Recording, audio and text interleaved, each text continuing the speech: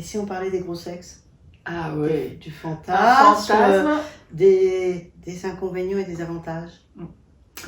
Alors, le fantasme, c'est surtout, enfin, deux catégories. Fantasme chez les hommes qui fantasment d'avoir un gros sexe. Ouais. Et puis, chez les femmes. Femme, est-ce qu'on rêve de gros sexe? Exactement. Écoute, je veux bien commencer par un témoignage que j'ai reçu d'un homme qui a un pénis d'une taille de 25 cm à peu près. Et qui est venu en étant, bien moi, c'est une source de complexe pour moi.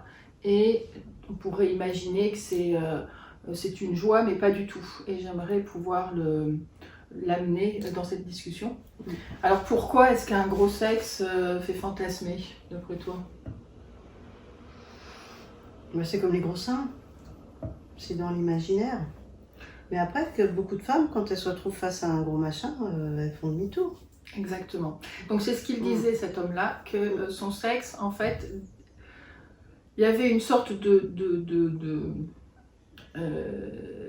d'imaginaire qui se mettait en place et que quand il baissait son pantalon, la vue faisait peur aux femmes, en érection, faisait peur aux femmes et qu'elles disaient non, moi ça ne peut pas rentrer, ça va me faire mal.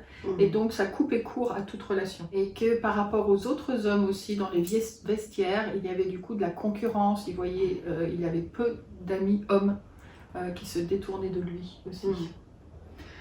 Après, il y a des hommes qui sont peut-être moins monstrueux que 25 et peut-être moins larges.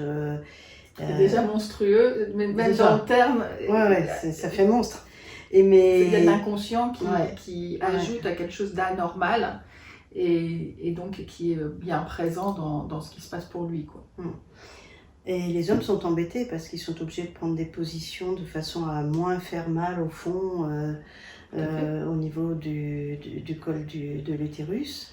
Dès que les hommes sont trop longs, alors ça coince, et puis dès que les hommes sont trop larges, ça bloque aussi à la pénétration. À la pénétration, la femme peut ne pas réussir à s'adapter, bien qu'avec le temps, ce qui est génial, c'est que les sexes s'adaptent. Quand on est, tu sais, Kamasutra, ils disent bien ça, quand on est taureau, il faut trouver une éléphante. Quand on est lièvre, il faut trouver une gazelle. Ouais, une biche. Une biche. Oui. Quand on est cheval, il faut trouver la jument. Ils ont des correspondances. Alors, c'est vrai que avec certains sexes, on s'adapte très très bien. En sodomie, ça pose plus de problèmes, mais... en même temps, moins de problèmes aussi. Oui, tout à fait. Puisque la taille du vagin, donc le vagin s'élargit, il s'étend, et il peut s'adapter, heureusement, parce qu'il y a quand même la taille d'un enfant, d'un bébé qui passe par là. Donc, comme tu le dis, il s'adapte et il grandit et il grossit. Sauf qu'il y a un fond et que quand ça vient taper, c'est très douloureux.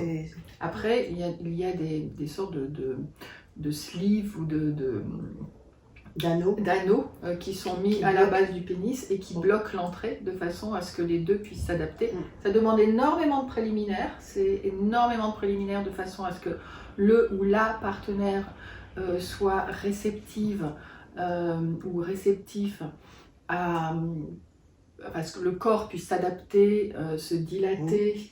Ça demande aussi beaucoup de temps et de patience. Ce n'est pas du tout ce qui est vu dans les films porno dans lequel l'homme très bien membré avec un sexe qu'on appelle plutôt surdimensionné par rapport à une taille moyenne vient et pénètre vite comme s'il y avait une attente et c'était là, sauf qu'ils utilisent des produits anesthésiants, que les actrices utilisent des produits anesthésiants pour ne pas sentir la douleur et qu'il y a...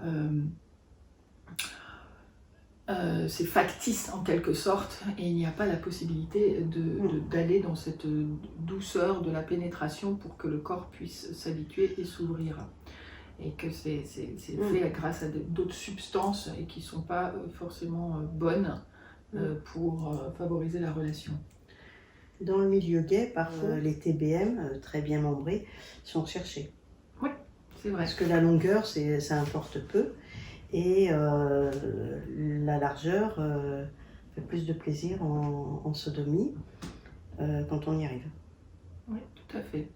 Donc le fantasme, il est présent dans l'inconscient collectif qui est par rapport à la performance, par rapport à une comparaison de ce qui est plus grand et mieux, meilleur, comme si c'était un attribut qui assurait une virilité supplémentaire. Et dans la pratique, ce que j'ai pu remarquer, c'est que ça pouvait être un désavantage aussi. Ça peut être galère. Ça peut être galère, et souvent ce que tu dis, ce n'est pas la taille du sexe qui fait la qualité de la relation intime, c'est tout ce qui vient avec. Oui, savoir s'en servir. Exactement. Et c'est aussi savoir se servir de son corps, de sa bouche, de ses mains, de ses doigts et de son corps érotique et pas simplement de son sexe. Voilà. À Merci bientôt. beaucoup. Bye bye.